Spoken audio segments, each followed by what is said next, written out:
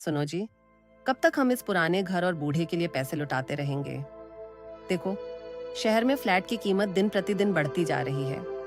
अगर आज ये जमीन हमारे नाम नहीं हुई तो कल को तुम्हारे भाई भी आकर हिस्सा मांगेंगे। फिर हमारे हाथ कुछ नहीं आएगा। अभी वक्त है, कुछ ऐसा करो कि तुम्हारे बापूजी खुशी खुशी जमीन के कागज पर अपना अंगूठा लगा दें। सरिता, तुम समझ क्यों नहीं रही हो? वो जमीन बापूजी की जान है।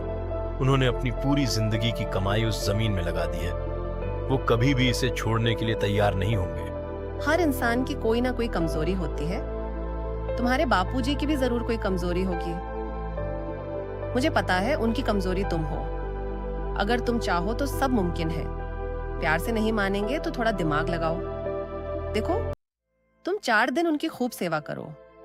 दवा समय पर देना, समय से खाना खिलाना, देखभाल करना। उन्हें ऐसा लगे कि तुम ही उनका सबसे बड़ा सहारा हो। फिर किसी दिन बैंक का कागज बोलकर जमीन के कागज ले आना और अंगूठा लगवा लेना। सुनो सरिता, पता नहीं मैं सही कर रहा हूँ या गलत, लेकिन अभी कुछ नहीं किया तो बाद में बहुत पछताना पड़ेगा। यही समझदारी है। वक्त पर लिया हुआ फैसला ही इंसान को आगे बढ़ाता है। बस याद रखना, भावनाओं में बहकर मौका मत गंवाना। कोशिश नहीं, काम पूरा करना है। मैंने सुना है शहर वाले लोग गांव की जमीन के करोड़ों दे रहे हैं। ये बूढ़ा तो इसे दान करने की सोच रहा है। क्या हमें सड़कों पर आना है? अभी मौका है। सेवा का नाटक करो और सारी वसीयत अपने नाम करवा लो। ठीक है पल्लवी, आज से मेरा व्यवहार बिल्कुल बदल जाएगा। बापूजी को लगेगा उनका बेटा सुधर गया है। और ऐसे ही शुरू हुआ अपने बाप से जमीन हड़पने का साजिश। जो बेटे कल तक अपने बाप को पानी का गिलास तक नहीं देते थे, वो आज जमीन अपने नाम करवाने के लिए उनकी अच्छी तरह सेवा करने लगे। आज वो अपने पिता के पैर दबा रहे थे।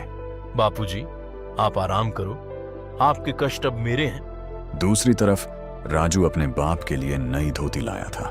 बापूजी, मुझे अपनी गलती का एहसास हो गया है। कुछ दिनों बाद दोनों अपने अपने बूढ़े बाप के पास वही बात लेकर जाते हैं। बापूजी, बस यहाँ अंगूठा लगा दीजिए। सरकारी वकील ने कहा है इससे आपकी पेंशन पक्की हो जाएगी और ये घर भी सुरक्षित रहेगा। बेटा, तू खुश है तो मैं कहीं भी अंगूठा लगा दूंगा। मुझे तुझ पर पूरा भरोसा है। उधर राजू भी वही नाटक करता है और दोनों मासूम बूढ़े बाप अपनी सारी जमीन अपने बेटों के नाम कर देते हैं। जैसे ही कागज हाथ में आते हैं, बेटों और बहुओं के चेहरे से नकाब उतर जाता है। मूसलाधार बारिश हो रही है। चलो अब बाहर निकलो। घर मैंने बेच दिया है। अब हम शहर जा रहे हैं। वहां तुम्हारे लिए कोई जगह नहीं। ये क्या कह रहा है बेटा? अभी तो तू मेरा पैर दबा रहा था। वो तो अंगूठा लेने का नाटक था बूढ़े।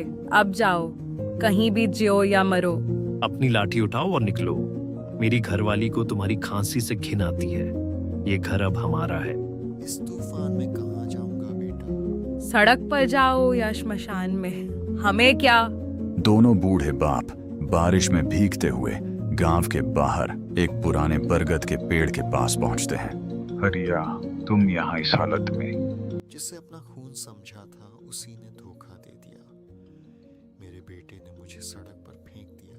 वही आग मेरे घर में भी लगी है दोस्त। अब इस दुनिया में हमारा कोई नहीं सिवाय एक दूसरे के। दोनों बूढ़े बाप एक दूसरे का सहारा लेकर उसी बरगद के पेड़ के नीचे रात गुजारते हैं। अगर आपको इसका दूसरा भाग चाहिए तो कमेंट में पार्ट 2 जरूर लिखें।